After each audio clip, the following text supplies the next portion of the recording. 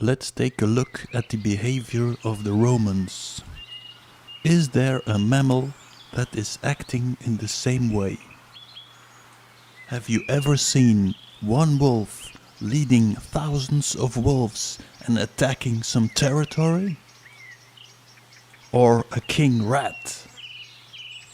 A gigantic bear leading his troops into enemy territory? I don't think so. The only place I see this kind of behavior is in the insect world. The black ants attacking the red ants, slaying their enemy, looting their nests, bringing back the spoils of war to their queen, exterminating without mercy their enemies.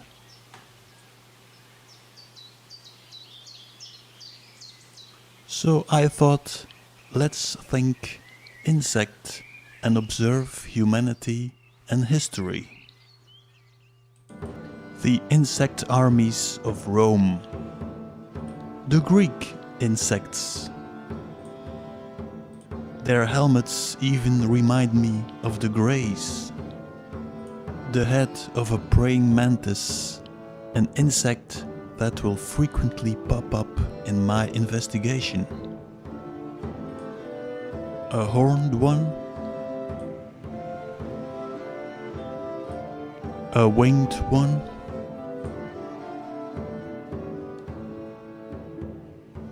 in the Middle Ages they dress like ants and beetles. Okay, you might say, they might have been inspired by insects to design their harnesses. But when you look at Egypt, it starts getting creepier. I was thinking insect and suddenly I started seeing cocoons. The crozier,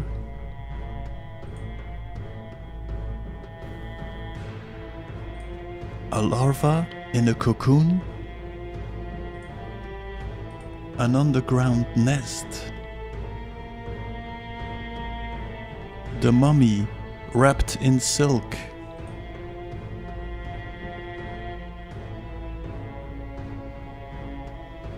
the Egyptians were making themselves ready to go to the afterlife. But why are they imitating the birth of an insect?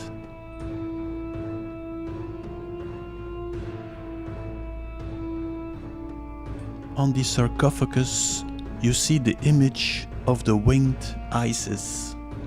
Everybody sees them as the wings of a bird.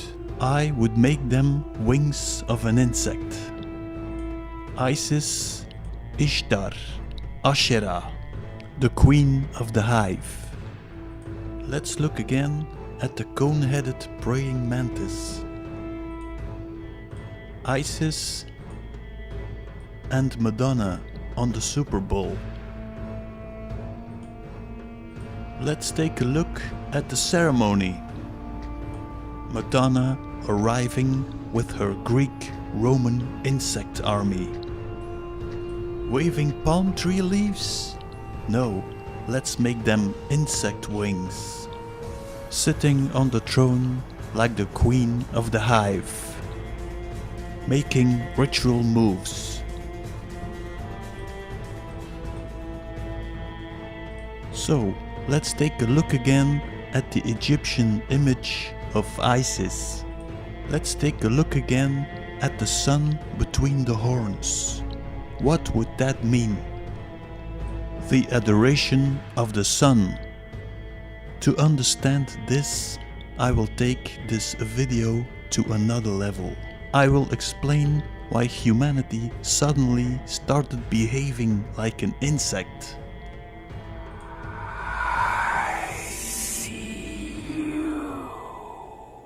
Let's have a look in nature if there is a case by which we can explain our strange behavior. Let's watch a short video. Wasps are often characterized as aggressive and an insect to fear. A recent study reinforces this general perception by exposing them as master manipulators. Researchers in Japan learned that when it comes to the task of wasps nurturing their young, they make another insect do it. Spiders appear to be the preferred caretakers, and to get them to perform the task in a satisfactory fashion, wasps employ the power of mind control. When it's time for a wasp to release its eggs, it will do so on an arachnid's back. In addition to being saddled with the responsibility of hatching the larvae, the spider is injected with a substance that makes it do the wasp's bidding. That involves building the offspring a comfortable home. The preferred nursery is what's called a resting web, the sort of denizen a spider spins for itself when it's molting and doesn't want to be bothered by incoming food. Further, when the newborns get hungry, it uses the host as a nutrition source, feeding on it until it's sucked it dry. So, the spider normally makes this kind of web. Now it's making this kind of web. The wasp's consciousness has taken over the consciousness of the spider, and now it is using the body of the spider to make a web of its own. Let's take a look at our behavior. We are hunter-gatherers and live in the forest. That provides us of everything we need. Then something happens. Suddenly, like the spider, we start destroying our habitat and start creating a completely new environment.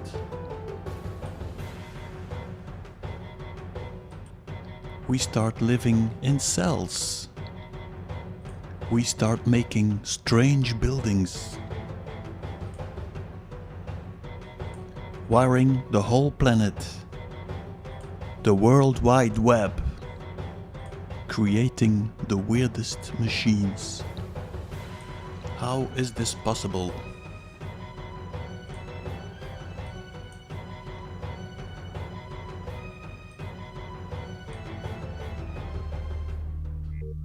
Let's go back to the bigger Earth in the plasma ball. Think of it as a cell, a nucleolus and a membrane, floating in an unknown substance. In the core of the planet is a black substance, an intelligent liquid, responsible for the script of the planet. Maybe you came across the story of black goo, but I will call it, in comparison with the computer, the BIOS code, the consciousness of our Earth. How does an acorn know it has to become a tree? How does a child know at birth it has to breathe? Think of it as a Wi-Fi connection with the BIOS code of the planet. So, at a certain moment, a cell decides to parasite on the cell of our Earth. It attaches to our cell. Then it drills a hole through the membrane. That would make of our Sun the connection point between the two cells. Now the invasive cell will try to take over the consciousness of the attacked cell. How will it do that? Well, it will shoot some BIOS code of its own onto Earth. Now we have a big problem, because now we have two conflicting codes, and the invasive code will try to destroy the local one. Now let's go back to the beginning of the Egyptian culture. The most important temple in Heliopolis was the mansion of the Benben, also known as the Mansion of the Phoenix. In the middle of the temple, in an open courtyard, stood an obelisk, on top of which sat the Benben stone.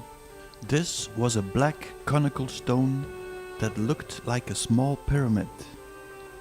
Throughout the ages, the original Benben was copied in different forms. According to the Egyptians, the stone literally fell from the sky. The Benben stone was seen as the solidified seed of Atum, the stone of creation. It was on this stone that the phoenix or Bennu bird would return every 12,594 years and place its new egg. At that moment, a new era of mankind was started. The Bennu bird came from the Isle of Fire, the mythical place where the gods were born. So, let's go back to this picture of the two cells uniting, the Vesica Pisces. Throughout history, this image was used for the iconography of the female genitals.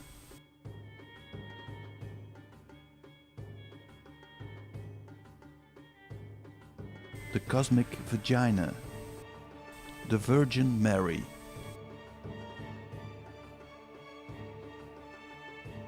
Why the Virgin?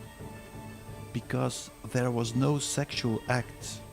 A piece of itself, the Benben stone, was shot into the atmosphere. Next, the Benben stone was called the seed of Atum and put on an obelisk. Now you have the phallus symbol. Next, you put the phallus symbol in the Vesica Pisces and aim it at the sun.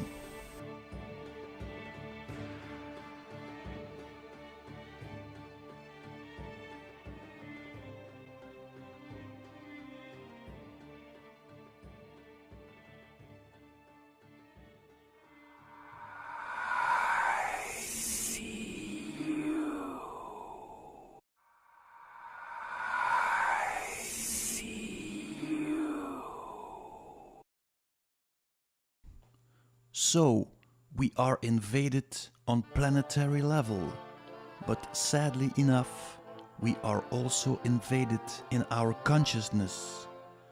In our mind, there was only one voice, the voice of planet Earth. Everything that happened was in favor of the growth of our planet. Organic life was flourishing. But suddenly, another voice pops up in our head. Suddenly, we have duality, good and bad. An evil eye has woken up inside our head. The only purpose of that voice is to kill all organic life.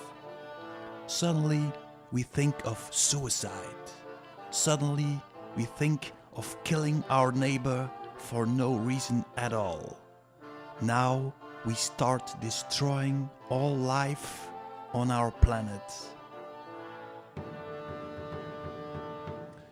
The parasite is mimicking our internal voice and is pretending to be us.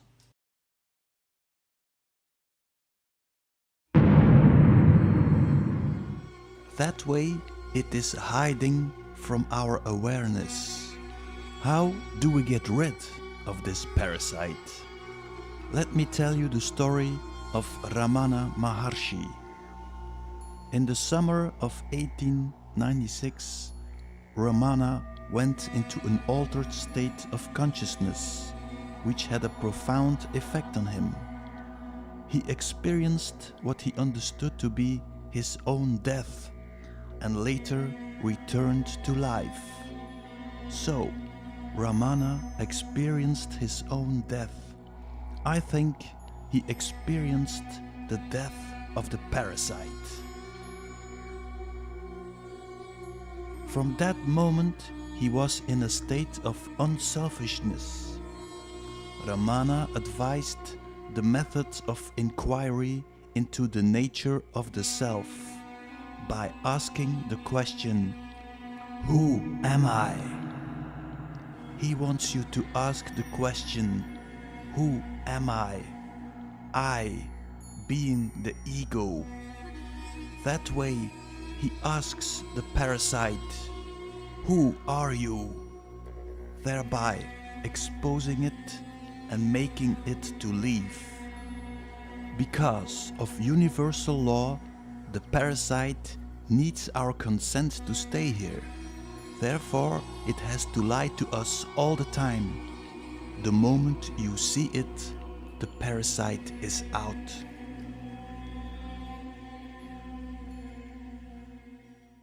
Okay, let's look for the parasite. Not here. Not here. Of course, you will not see the parasite, because it is behind the camera, filming.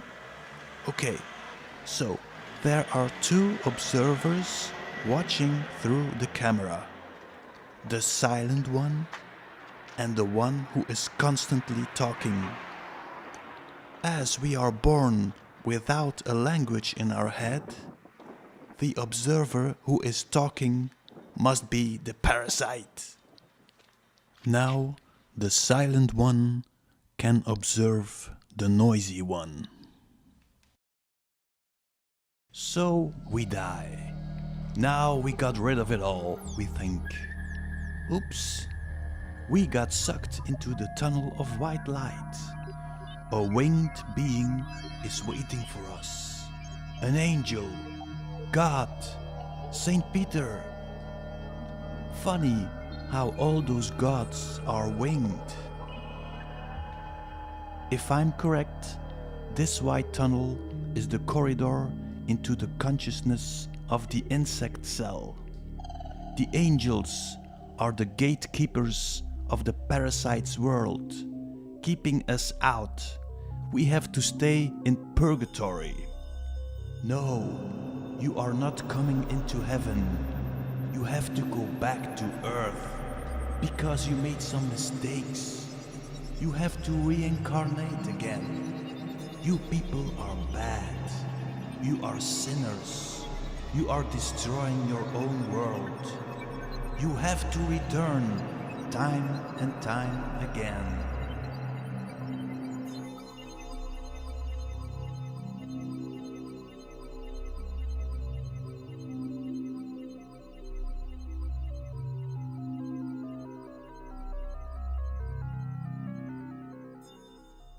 Okay, let's return to the Ben stone and see what Stanley Kubrick has to say about it.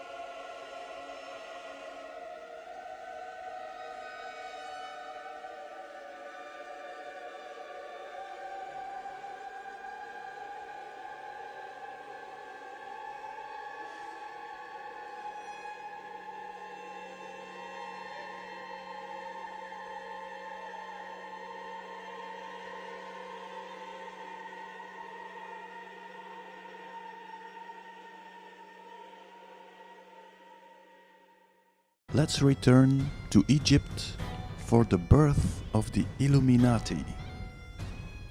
Pharaoh Akhenaten decides to get rid of the multiple gods of Egypt and installs the worship of the solar disk, Atum, introducing the first monotheistic religion.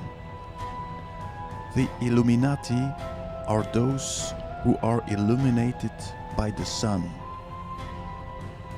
But the priests revolted, and Akhenaten was expelled from Egypt, together with his followers. I think Moses was Akhenaten, and he took the stone with him.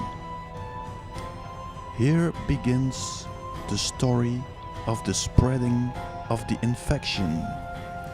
You can follow the trail of bloodshed throughout history. Arriving in Israel, installing the sun cult.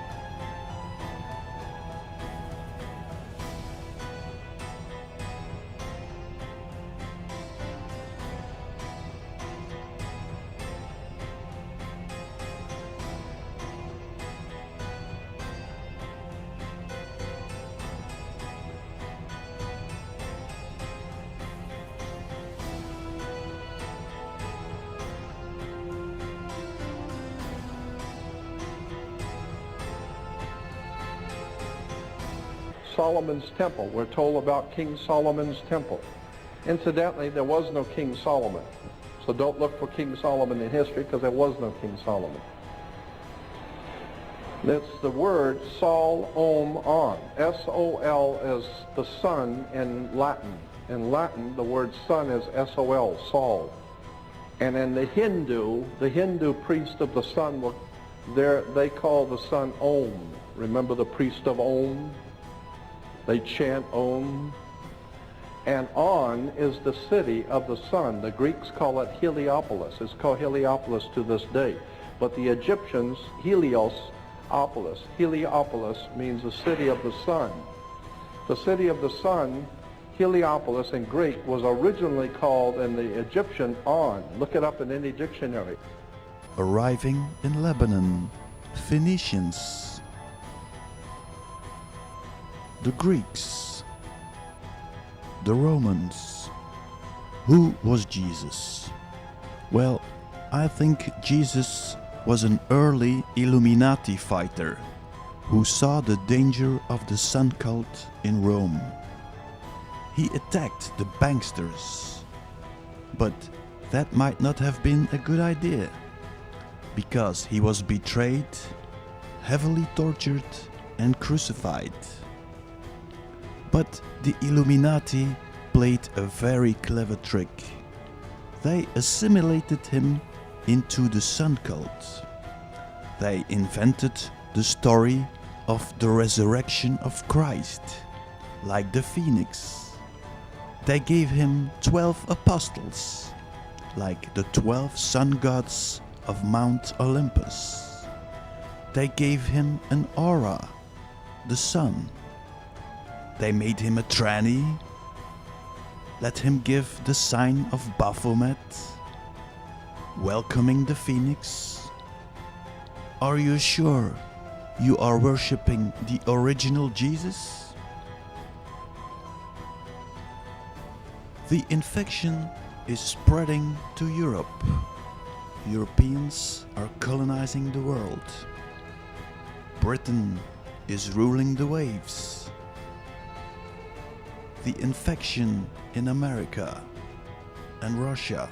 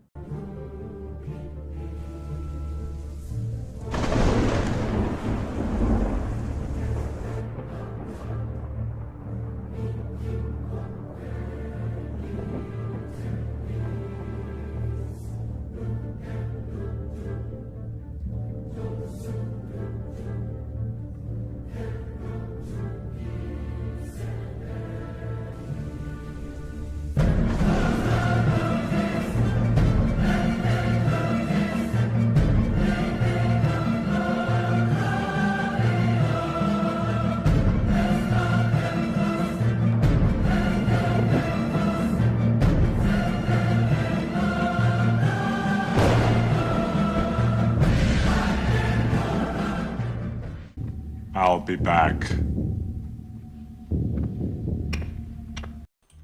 Okay, let's recapitulate.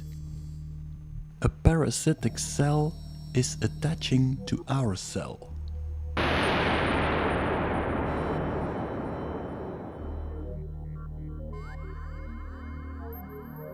The parasitic cell is shooting some solidified consciousness into our cell. This consciousness is infecting people on our earth. They are now playing the agenda of the parasite. It is communicating through channeling, and it is pumping its technology into Earth. The parasite is an insect with a hive mind. It is presenting itself in many forms, mainly bird-like, because in this form it is recognizable for organic life forms. When the collective consciousness will collapse, the parasite will take over. Therefore, the invader has to traumatize people. So they will finally give in and accept the arrival of the entity. The Illuminati think when their entity will return, they will be sitting on the right hand of their lord. What a joke! They will be eaten like all the rest of us. We live or die together. For thousands of years now, they are trying to pull in their entity. But it will not work. Because as long as even one person is resisting, they cannot enter. And I can assure you, I am not going to give in. And I hope you don't. So here is a little exercise for your subconscious mind.